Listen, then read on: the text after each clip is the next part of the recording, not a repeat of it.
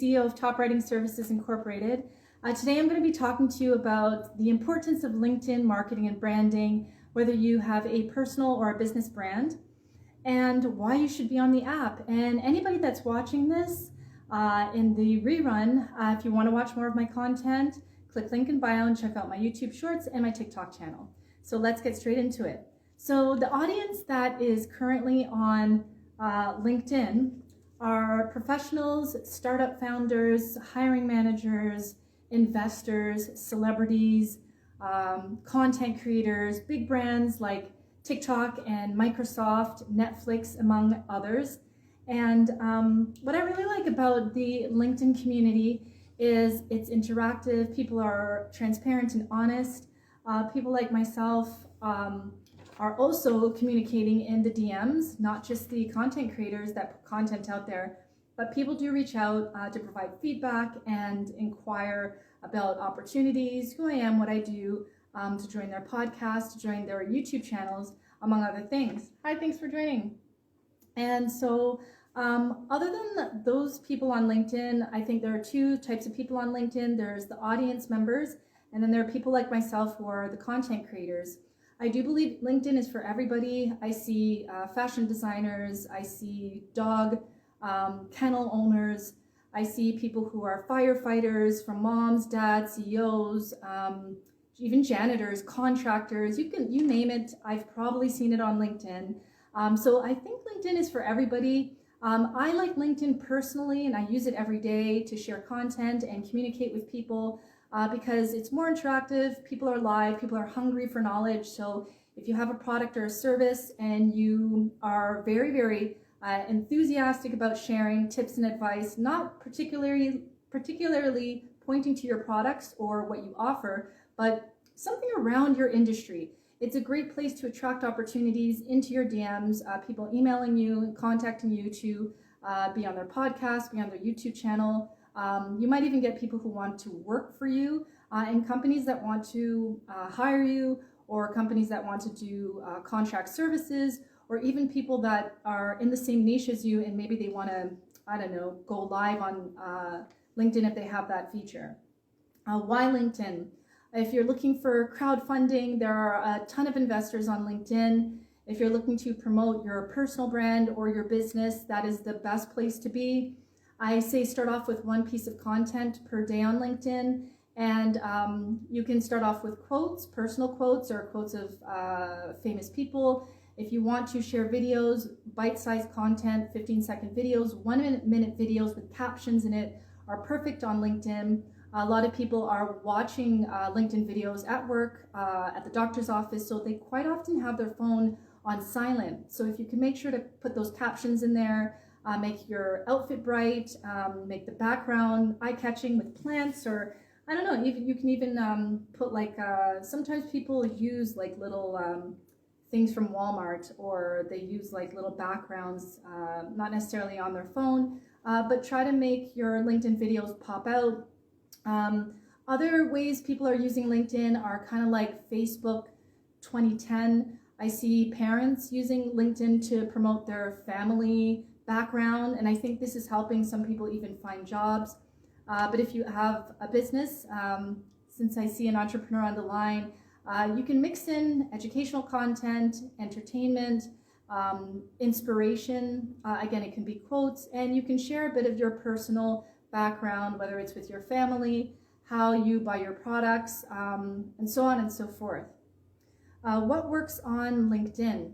Other than the pieces of content that I've been telling you, I think that having a hashtag strategy is very, very helpful, and making sure that you're using hashtags based on your location or based on the topic of what you are focusing on. So take, for example, Craftily Yours by Kara. You can use little things like home sense or home decor, moms or mothers or fathers, entrepreneurs, these kind of hashtags that you know your potential audience is following. Because the one thing I love about LinkedIn, unlike Instagram, is when people follow hashtags, it shows up on their timeline. So take, for example, hi, thanks for joining. If I'm on LinkedIn and I follow the hashtag, I don't know, ornaments, or I follow the hashtag Edmonton, which is the city I live in, I'm going to see the most active people come up on my timeline, other than just the connections and the LinkedIn people that I follow on the app. So make sure that you're using the right LinkedIn hashtag strategy. I'd say about 3 hashtags per post on LinkedIn is very helpful. You can put these hashtags in your comments, or you can also put them in the actual caption of the post. I like to put them at the end, so on and so forth. Analytics to learn on LinkedIn. So when you put a post on LinkedIn, within a couple of hours, you can click on who has viewed your post. And one of the beautiful things about this information is you can see where these people are located and their job descriptions. For myself, I often see founders, I see CEOs, I see supervisors look at my kind of content. So I automatically know, okay, on LinkedIn, I'm going to cater my content to someone who probably has a bachelor's degree, probably has been running a business for 2 to 5 years. This person is well-versed, but also is there to learn more about what I can do for them, which is where the educational content comes in. These days on LinkedIn, I've been mixing it up. I have been sharing some of my, hi, thanks for joining. I've been sharing some of my branding commentary, viral topics from celebrities and content creators, as well as politicians that come up on my TikTok timeline.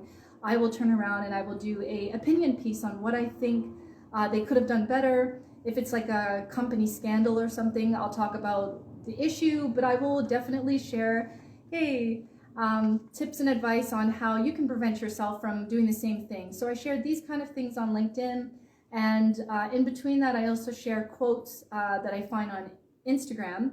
I screenshot them and I put them on LinkedIn. So right now, my strategy on LinkedIn is motivation, which is like stuff I believe would be helpful for people on mental health, follow your dreams, look within yourself to be happy. Don't always look on the outside for your happiness.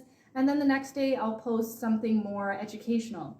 Another great option on LinkedIn is doing a poll, which is basically a survey. And it gives you about 4 options. So you have the caption where you kind of grab people's attention. I usually start with something like, hey, your opinion is really important to me. Vote on what topics you want to see from me. So for example, Craftily Yours by Kara, maybe you can put something with regards to Christmas gifts that you are more likely to want to buy, or you can kind of talk about something in your industry and get a sense of what people care about, and you could take a look at the poll, whatever's most, I'd say out of the 4 options that people, I would say the top 2 that get the most votes are probably topics you want to focus on if you're new on LinkedIn and you're not exactly sure what to share. LinkedIn can be very intimidating because, as we know, it's more of a professional app. It's no longer just for job seekers.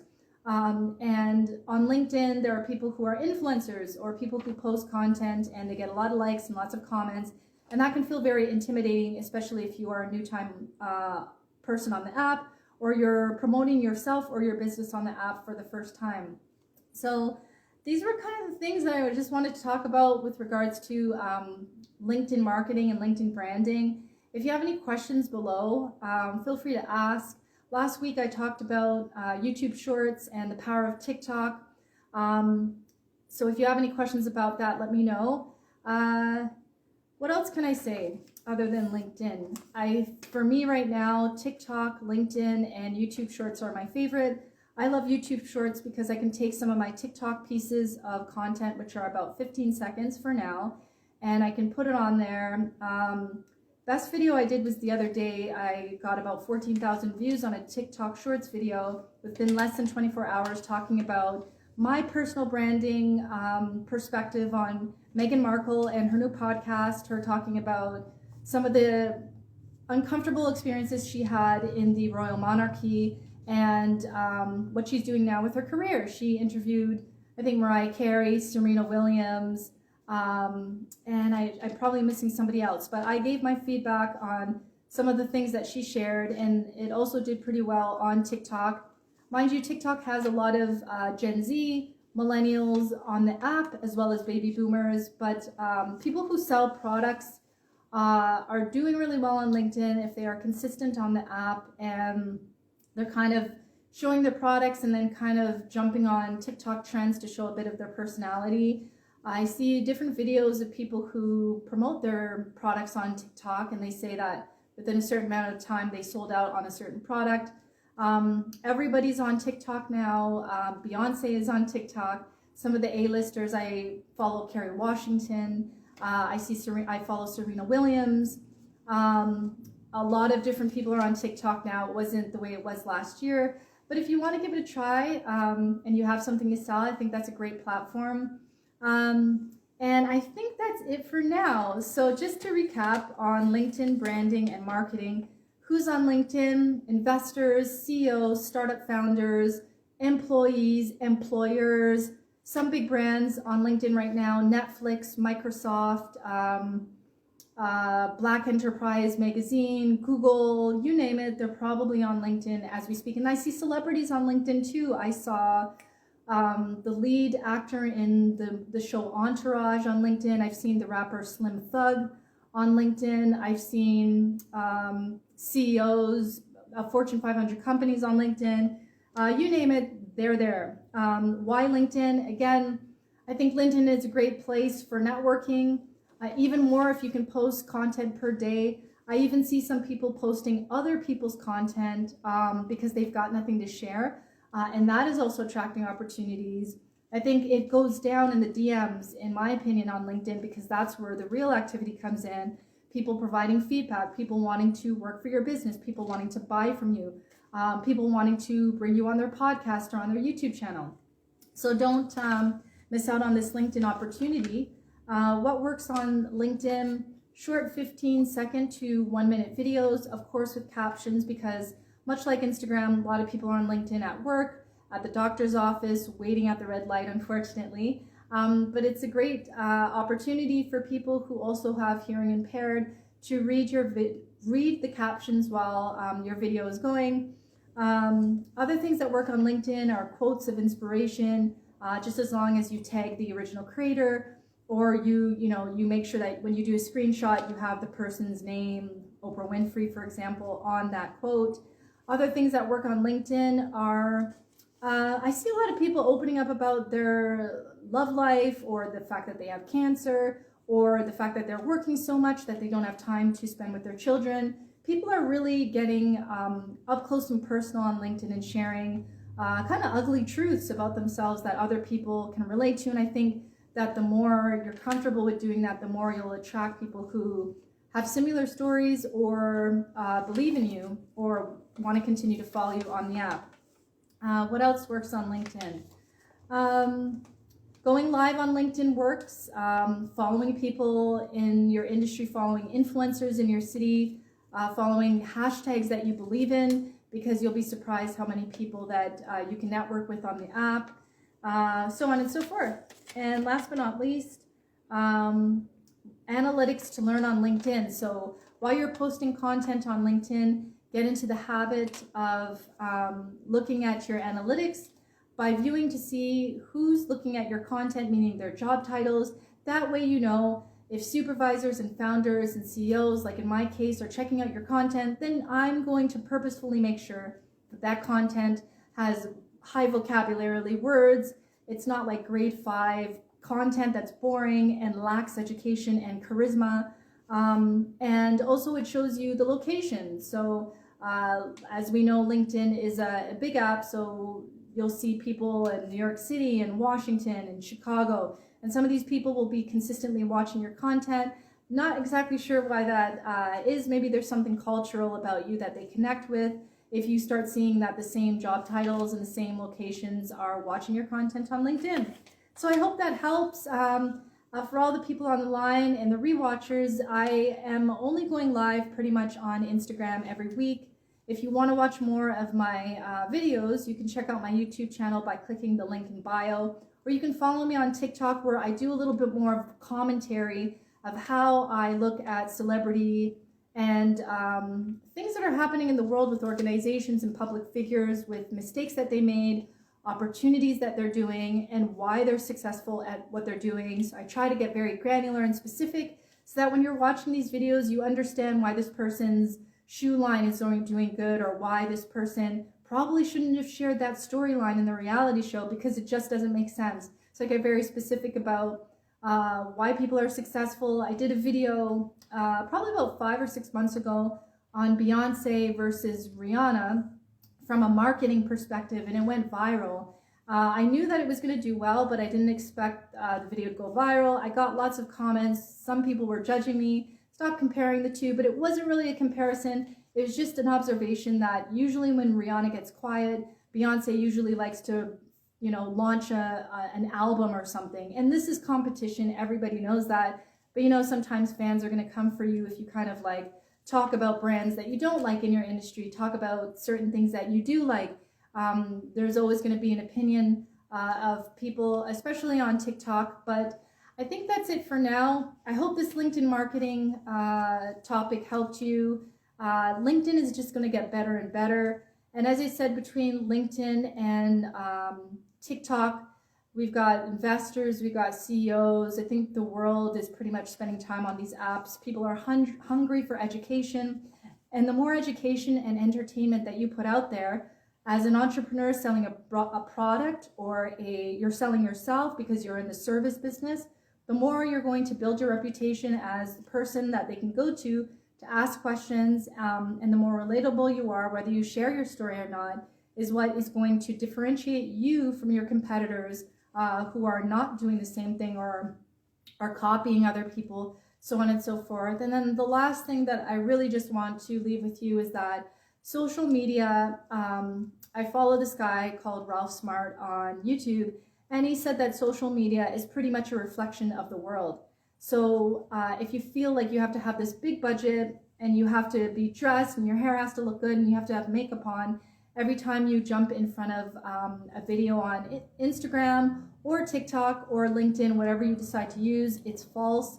People want to see authenticity.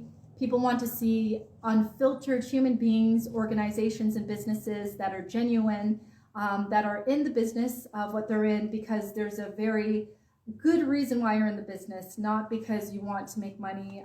The general public right now, it's almost like this world is going through such a quick speed of rate that people are getting much more quicker to telling which brands, organizations, content creators, and entrepreneurs are genuine, which ones are in the game long term to actually help the end consumer, and which ones are there just to make an extra buck and capitalize off of people.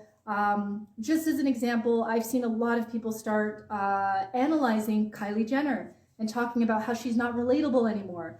And a lot of them are saying it could be because she has 2 children and she's not the young 20-something-year-old everybody used to know. Kylie Jenner is actually changing her strategy, and she's filming in her car. And people are like, wait a minute, you're a multimillionaire. You used to film in your home, but now you're filming in your car like you don't have a house.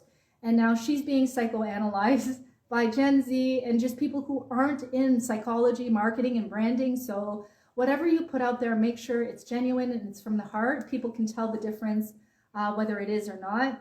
And make sure that whatever it is that you are putting out there from a product or service perspective, that you believe in it, because people can tell whether you're genuine or not too. It's a pretty tough audience that we got out there, but the more genuine you are about whatever it is that you're sharing, I think the more relatable you'll be, the more products and services you'll sell, the more other brands and your competitors will want to do webinars with you so that you can branch out and get in front of their audience, so on and so forth. So thank you so much for joining my live stream today. Hopefully next week I should be able to come on with a different topic, probably a surprise topic, but if you have any questions, bring them along. And if you're watching this and you have questions and you want to be anonymous, send me a DM. Thanks so much for joining, everybody. Stay safe and have a wonderful weekend. Take care.